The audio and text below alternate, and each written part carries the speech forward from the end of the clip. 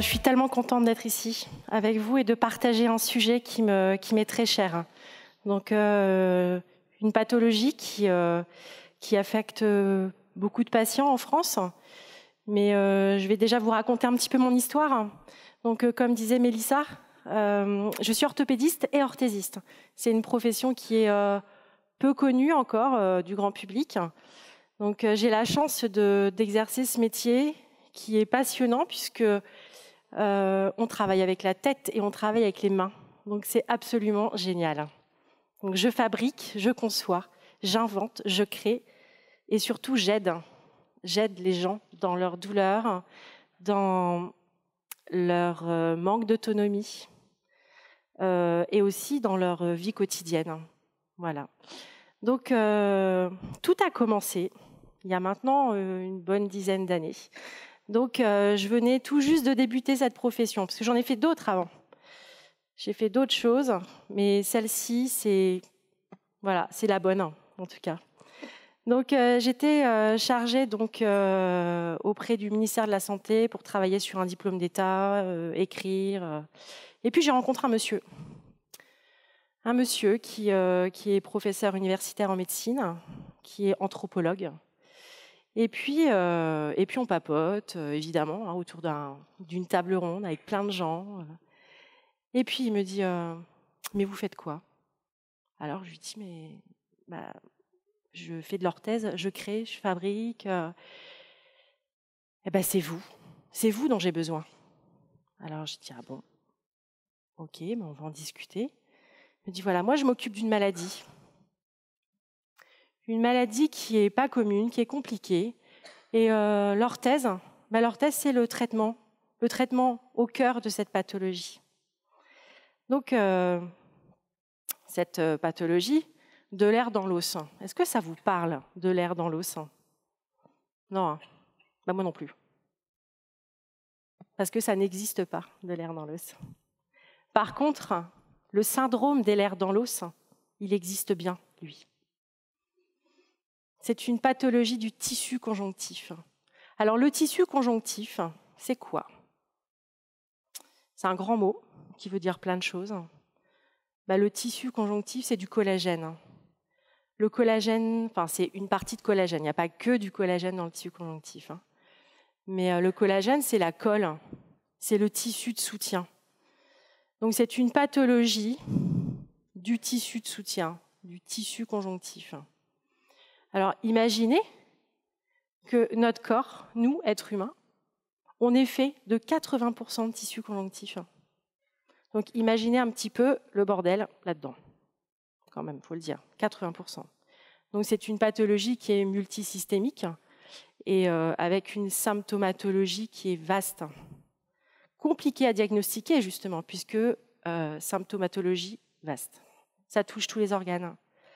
Donc, aujourd'hui, je vais vous parler surtout de syndrome des lèvres dans l'os, mais de type hypermobile. Puisqu'on a plusieurs types à ce jour, il y a une classification qui existe. Les scientifiques, les généticiens, les médecins rééducateurs, tous les scientifiques ont une classification pour le diagnostic. Alors, il y a le type classique, il y a le type hypermobile, le type vasculaire, le type kyphoscoliotique. Mais celui que je connais le mieux, c'est le type 3, le type hypermobile. Alors, le type hypermobile, comme son nom l'indique, hypermobilité, hyperélasticité, on peut dire ça aussi, des articulations, mais du corps finalement, du corps. Alors, exemple, les doigts qui sont très hyperlaxes, le pouce très hyperlaxe, les genoux, les coudes. Donc, entorse à répétition, subluxation, luxation et surtout douleur. Douleur. Il y a même des soucis au niveau fonctionnel, situationnel. Quand je parle de situationnel, c'est par exemple se laver, prendre une douche, se laver les cheveux, lever les mains pour se frotter les cheveux, tout simplement. Et puis, la fonction, marcher, monter un escalier, tout ça, c'est compliqué. Et le pire, c'est que c'est une pathologie qui est invalidante, vous l'avez comprise, mais surtout ça ne se voit pas. Les gens, ils ont l'air en super forme, tout va bien. ils ont bonne mine. Donc en plus, on a du mal à les croire quand même. Donc voilà, pour les symptômes. Alors évidemment, il y a d'autres symptômes qui vont s'y ajouter. Il y a l'asthénie, la fatigue, les troubles viscéraux, enfin tout ce qui est viscères, cœur, poumons, enfin tout. Voilà. Et puis, pratiquement tous les patients sont des douloureux, mais douloureux chroniques. Donc ils vivent dans la douleur constamment. Et puis, un autre symptôme qui n'est pas connu, et d'ailleurs en médecine on commence à en parler un petit peu, même dans les universités, mais c'est pas encore dans les mœurs, c'est le trouble proprioceptif, le trouble de la proprioception. Est-ce que ce mot vous parle, proprioception? Pas du tout. Alors la proprioception, pour moi en tout cas, c'est le 6e sens. C'est le schéma corporel. C'est quand on se déplace, on sait où est notre corps. On sait que, voilà, là mon pied, il est comme ça. Bon, je sais qu'il est comme ça. Mais il y a des gens, ils ne savent pas. Alors je vais vous raconter une petite anecdote. Donc j'étais en consultation à l'hôpital. Et donc je vois une patiente, il y a un bout de temps, il y a bien 6 ans maintenant. Et donc la patiente s'assoit. Et je lui demande, écoutez, maintenant il va falloir donc se déshabiller, je vais vous ausculter, je fais l'examen clinique, et je lui demande de se lever. Elle s'est levée, mais elle est tombée, parce que cette dame avait les jambes croisées. Mais elle avait oublié qu'elle avait les jambes croisées. Et elle avait surtout oublié que sa jambe, elle était là, et pas à côté de l'autre. Voilà l'image que ça peut vous faire, le trouble proprioceptif. J'espère en tout cas que j'ai réussi à me faire comprendre de ce que c'était. Savoir où est son bras, savoir où est sa jambe. Donc ce sont des malades qui ont du mal à se repérer dans l'espace, mais surtout quand ils marchent mais ils titubent. Ou alors on peut même les prendre pour des alcoolos aussi, parce que dans la rue ils peuvent vaciller. Parce que justement le système proprioceptif, le système postural n'est pas en bonne forme. Tout simplement. Alors là, des petites images pour vous montrer aussi qu'il y a des luxations, des entorses, mais aussi des ecchymoses, mais des ecchymoses spontanées, c'est-à-dire sans traumatisme. Voilà, parce que ça touche aussi le tissu, il y a les capillaires, le tissu conjonctif, donc il y a des petits bleus qui peuvent apparaître sur le corps. Et puis, on a également donc une peau très fine, où d'ailleurs on voit bien là sur la photo le réseau veineux superficiel. Trouble de la cicatrisation également. Alors le petit chat qui fait dodo, voilà, c'était juste pour vous montrer qu'il y avait une grande fatigabilité de ces patients. Trouble proprioceptif avec le petit dessin d'un enfant qui est dyspraxique. Voilà, la dysproprioception. Alors tout ça c'est pas cool quand même. C'est même plutôt embêtant. Alors, il faut bien quand même les soigner, ces gens-là. Et puis, figurez-vous que ce fameux médecin a mis en place, il y a quelques années, des traitements, mais des traitements non médicamenteux. Des traitements d'orthèse, des traitements orthétiques, pour remettre les gens droits. Traitements atypiques, là, en l'occurrence. Donc, sur l'image, vous voyez là un petit garçon avec des sous-vêtements bleus et le petit bas est noir.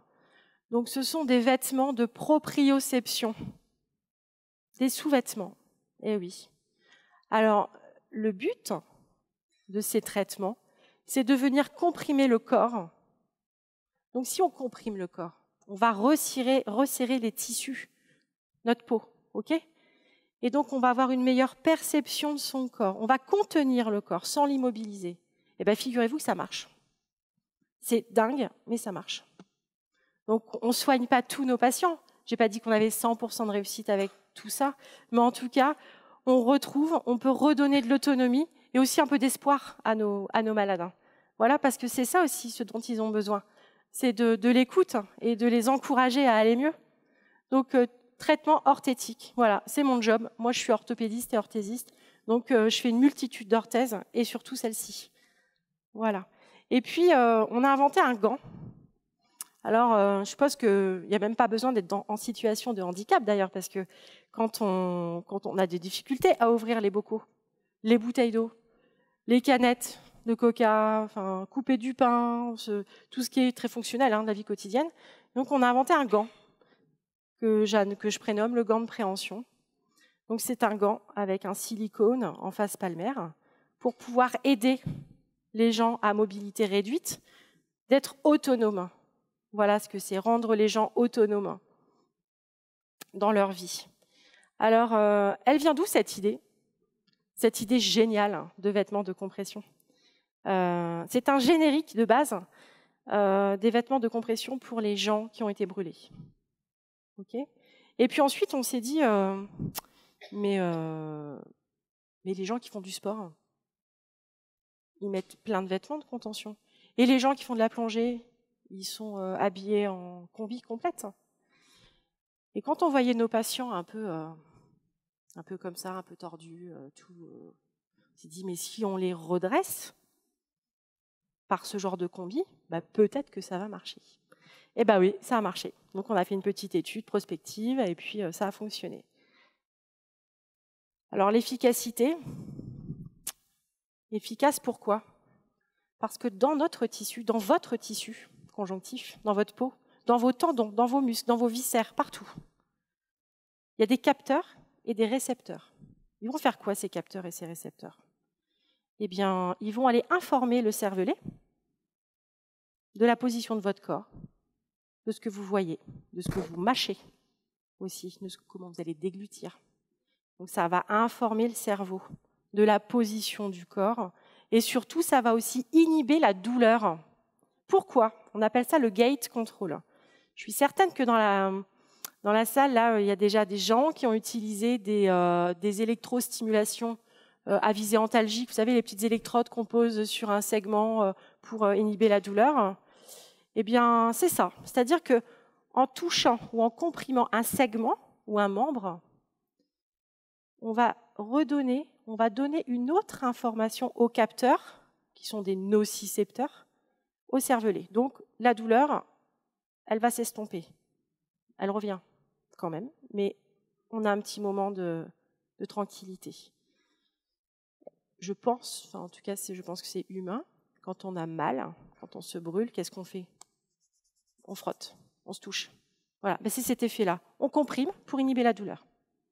Donc, au départ, on ne savait pas que ça allait jouer sur la douleur. Et finalement, avec ces années-là qui ont passé, finalement, ça joue encore plus sur la douleur qu'autre chose. Donc, c'est quand même génial. Et puis, il n'y a pas que ça.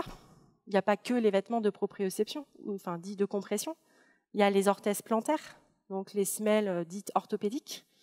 Alors là, ce ne sont pas des semelles orthopédiques qui vont remettre droit la cheville, qui vont corriger une statique, une mauvaise statique. Non, c'est plus redonner de la proprioception au pied. Moi, je dis que le pied, c'est la deuxième rétine du corps. Mais en même temps, c'est un peu logique. Quand on marche, c'est quand même nos pieds qui nous donnent l'information. Voilà. Et puis, pour traiter donc les autres types de douleurs, mais plus localement, on va fabriquer, toujours sur mesure, des autres orthèses, des orthèses de main, des orthèses de fonction, des orthèses de préhension, l'immobilisation pas trop, en tout cas pour cette pathologie, pas trop, en règle générale. Donc,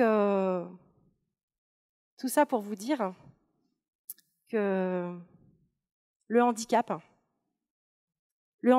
qui est que l'on ne voit pas, le handicap invisible, ça existe.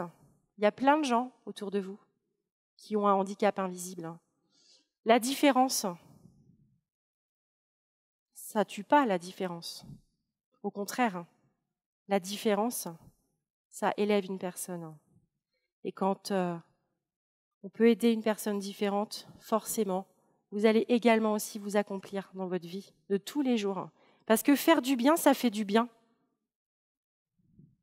Alors, il faut essayer. Essayer de voir le handicap différemment et de ne pas voir le handicap de façon négative, mais au contraire positif. On a eu un très bel exemple pendant les Jeux paralympiques. Là, vous avez vu, c'était juste fabuleux ce qui s'est passé. Donc, tout ça pour dire, la différence, c'est fabuleux. Merci.